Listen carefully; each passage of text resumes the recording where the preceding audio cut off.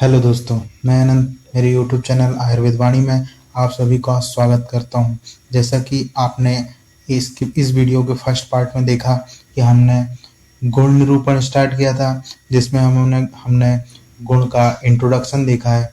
अब उसके बाद उसके प्रकार को देखते हुए परादी गुण का यहाँ डिटेल में हम लोग स्टडी करेंगे। सबसे पहले देखते हैं कि चिकित्सा में सफलता प्राप्त करने के लिए परादी गुणों का अधिक महत्व है।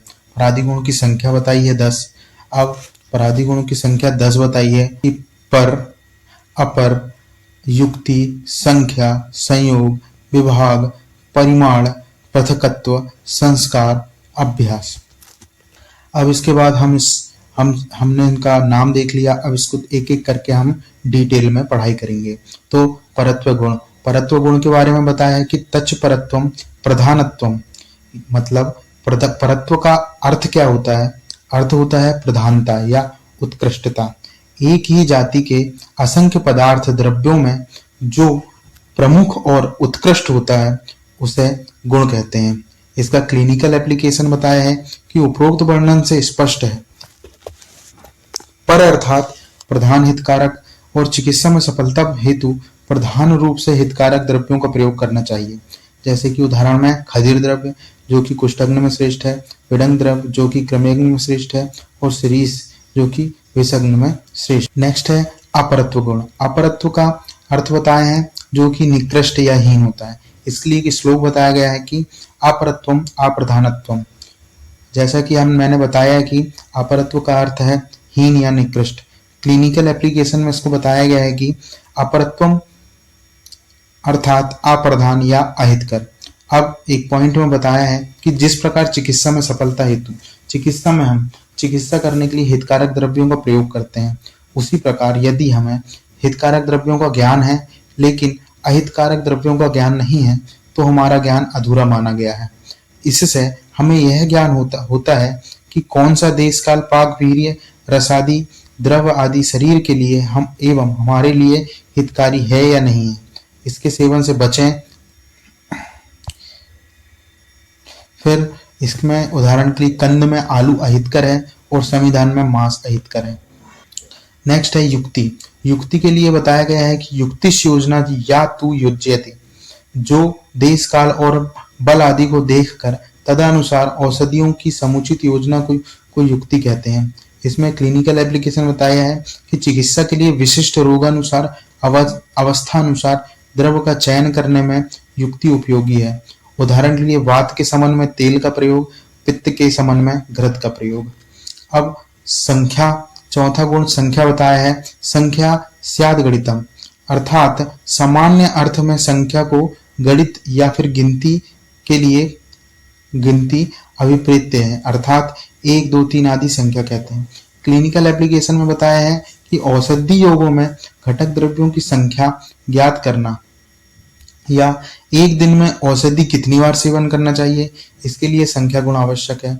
अब उदाहरण में एक संजीवनी बटी का उदाहरण देते हुए बताया है कि अजीर्ण और गुल्म में संजीवनी बटी की एक एक बटी लें, विसूचिका में 2-2 बटी, सर्पदंश में 3-3 बटी और सन्निपातिक ज्वर में 4-4 बटी लेना चाहिए। फिर संयोग में बोला गया है कि योगा सह संयोग उच्यते द्रव्यानाम, मतलब 2 या 2 से अधिक द्रव्यों का परस्पर मिलन को संयोग कहते हैं। अब क्लिनिकल एप्लीकेशन में इसमें बताया है कि 2 या 2 द्रव्यों का आपस में मिलाना या चिकित्सा में प्रयोग करना संयोग गुण का उदाहरण है। अर्थात एक और उदाहरण बताया है कि सुगंधित रफला जिसका कंटेंट है जतिफल, लवंग और पूंगफल का प्रयोग मुग्ध और गंधनाशक में प्रयोग होता है।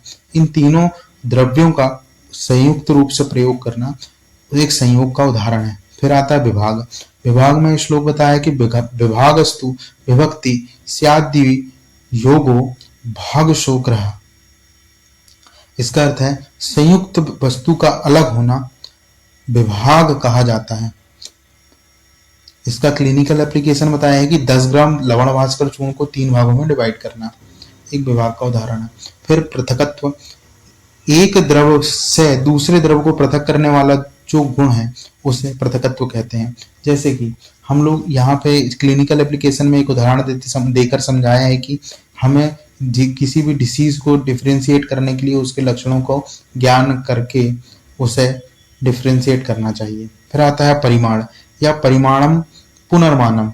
जो नाप तोल आदि मान व्यवहार कारणभूत द्रव है उसे परिमाण कहते हैं। क्लिनिकल एप्लीकेशन में बताया है कि परिमाण गुण औसत मात्रा आहार मात्रा के निर्धारण में उपयोगी होती है।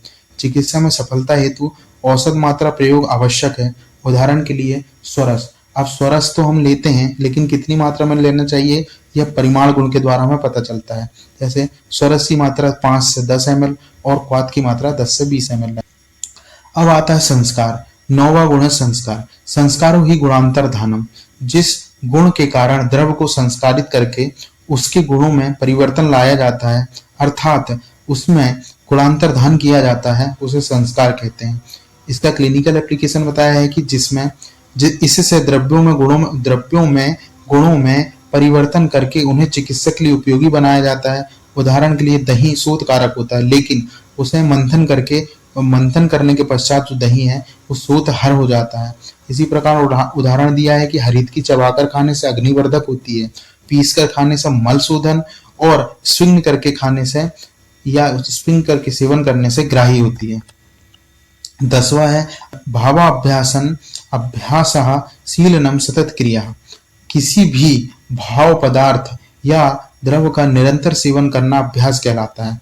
इसका क्लिनिकल एप्लीकेशन में कुछ उदाहरण बताए हैं कि सतत अभ्यास से असात्म द्रव्य भी सात्म हो जाते हैं और शरीर को हानि नहीं पहुंचती। हितकारक द्रव्यों का निरंतर कुछ समय अभ्यास करने से विषम दोषों की परंपरा नष्ट हो जाती है व नवीन दोषों की परंपरा आरंभ हो जाती है।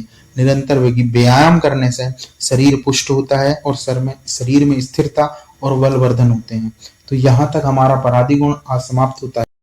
ये वीडियो आपको रोज प्राप्त होता रहे और सबसे पहले मिले इसलिए वीडियो को लाइक करें, सब्सक्राइब करें और शेयर करना ना भूलें। Thank you.